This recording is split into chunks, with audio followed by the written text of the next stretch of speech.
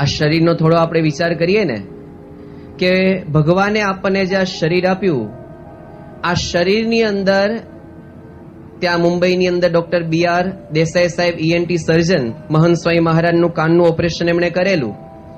હવે ENT એટલે કે ઇયર, નોઝ અને થ્રોટ એટલે કે નાક, કાન, નાક અને ગળું, આ ત્રણ ઉપર એણે પોતે એ માસ્ટર ડિગ્રી પ્રાપ્ત કરેલી અને 30 વર્ષથી પોતે ENT સર્જન તરીકે એ પોતાની જવાબદારી એ પોતે એ નિભાવતા હતા.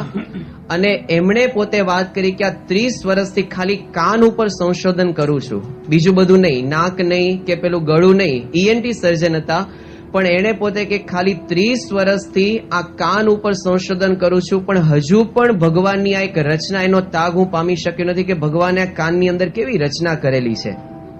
આ તો એક કાનની વાત થઈ. એનાથી આગળ આપણી આંખ, દુનિયાનો સારામાં સારો કેમેરો હોય ને તો એ ભગવાને આપણને જે આંખ આપેલી છે ગમે એટલું ઝૂમિંગ કરી શકે, દૂરનું નજીકનું. આપણું લીવર, 300 પ્રકારના કેમિકલ આ લીવરની અંદર એ પ્રોડ્યુસ એ થાય છે.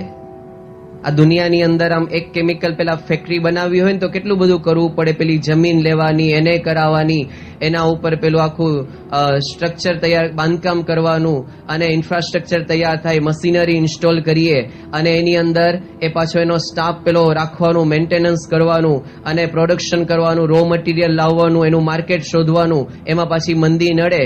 હવે એક કે બે કેમિકલ પ્રોડ્યુસ કરવા હોય, આ તો લીવરની અંદર 300 પ્રકારના અલગ અલગ પ્રકારના કેમિકલ એ રોજ એ પ્રોડ્યુસ એ થાય પણ આપણને ખબર પણ પડે નહીં. અને રો મટીરિયલ કયું પાછું ઉપરથી જે નાખો તે.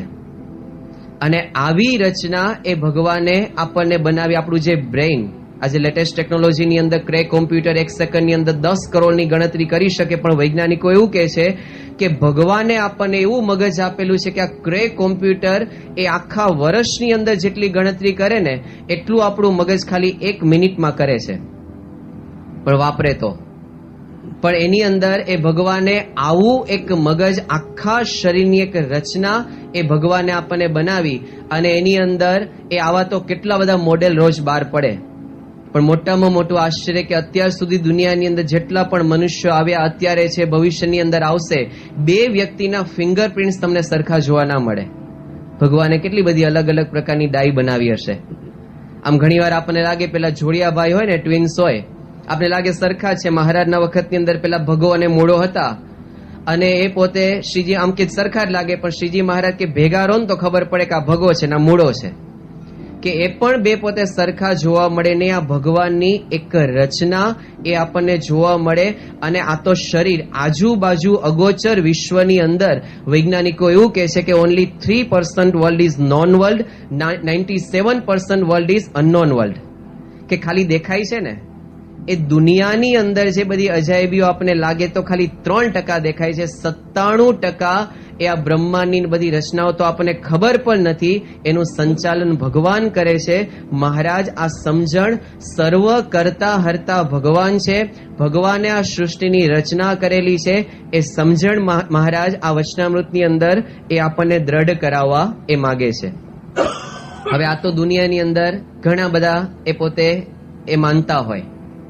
પેલા એવું કહેવાય ને કે ભારતની અંદર તો એવરી ઇન્ડિયન ઇઝ ફિલોસોફર, કે પેલા ટ્રકની પાછળ પણ લખેલું હોય કે ઠાકર કરે ઠીક. ગુણાતીતાનંદ સ્વામી કે નિષ્ઠા જે દ્રઢ થવી ને, અને એની અંદર પણ પ્રત્યક્ષ ભગવાનની નિષ્ઠા, કે આ દુનિયાની અંદર જે કંઈ બને છે, આ અનંત પ્રકારના આશ્ચર્ય બને છે, એના કરતા હરતા કોણ છે? મને મળ્યા એવા જે પ્રત્યક્ષ પુરુષોત્તમ ભગવાન મહારાજ કે પૂર્વે આશ્ચર્ય થઈ ગયા, અત્યારે થાય છે ને ભવિષ્યની અંદર જે થશે, એ મને જે ભગવાનનું પ્રત્યક્ષ સ્વરૂપ મળ્યું છે એનું કર્યું જ એ થાય છે. હવે અહીંયા વાત અટકે છે અને અહીંયા આપણે અલગ પડીએ છીએ. આજે ભગવાનનું ભજન તો દુનિયાની અંદર મહારાજે લખ્યું કે પરમેશ્વરને ભજવાની તો સર્વને ઈચ્છા છે, પણ સમજણ, કઈ સમજણ? કેટલા બધા લોકો ભગવાનનું ભજન કરે છે. અત્યારે આ દિવસો છે, આ દિવસોની અંદર વ્રત કરે, તપ કરે, કેટલું બધું લોકો એ પોતે કરતા હોય છે. સ્વામિનારાયણ સંપ્રદાયની અંદર પણ લોકો સ્વામિનારાયણનું ભજન કરે, સ્વામિનારાયણ ભગવાનને ધર્માદો આપે, ઘણું બધું કરતા હોય છે. પણ બીએપીએસ સંપ્રદાયની અંદર, એક પ્રગટના સંપ્રદાયની અંદર આપણે જે બેઠા છીએ, આપણે કઈ રીતે અલગ પડીએ છીએ? મહારાજે આ વચનામૃતની અંદર જે પ્રત્યક્ષની નિષ્ઠાની વાત કરી, આ દરેકને સમજાતી નથી. એટલા માટે ગુણાતાન સાહેબ બોલ્યા કે કાળજુ તૂટ્યાની વાત આવી. કોઈક કરે છે એમાં કોઈ વાંધો નથી. ઘનશ્યામ બાપા ઘણીવાર પોતે કથાની અંદર વાત કરે છે, પેલા 12 પરોક્ષની અંદર પારાયણ બેઠી હોય ને, એ પારાયણની અંદર લાંબી લાંબી જય બોલે. એ જયની અંદર છેલ્લે બોલે કે બોલો સદગુરુ દેવની, એટલે બધા બોલે જય. પણ એ પારાયણની અંદર જઈને કોઈ એવું બોલાવે કે બોલો પ્રમુખ સ્વામી મહારાજની, તો કોઈ બોલે નહીં. એ પારાયણની અંદર કોઈ એવું કે બોલો મહંત સ્વામી મહારાજની, તો એમાં પણ કોઈ જય બોલે નહીં. સદગુરુ દેવની જય બોલે એની અંદર કોઈ વાંધો નથી. જે કબીરજીએ લખ્યું કે કોટી કૃષ્ણ જોડે હાથ, કોટી વિષ્ણુ નમે માથ, કોટી શંકર ધરે ધ્યાન, કોટી બ્રહ્મા કથે જ્ઞાન, સદગુરુ ખેલે વસંત, કે સદગુરુ છે એમાં વાંધો નથી. પણ એ સદગુરુ પ્રમુખ સ્વામી મહારાજ હતા અને વર્તમાન કાળે મહંત સ્વામી મહારાજ જેનો શાસ્ત્રોની અંદર મહિમા લખેલો છે, અહીંયા વાત અટકે છે.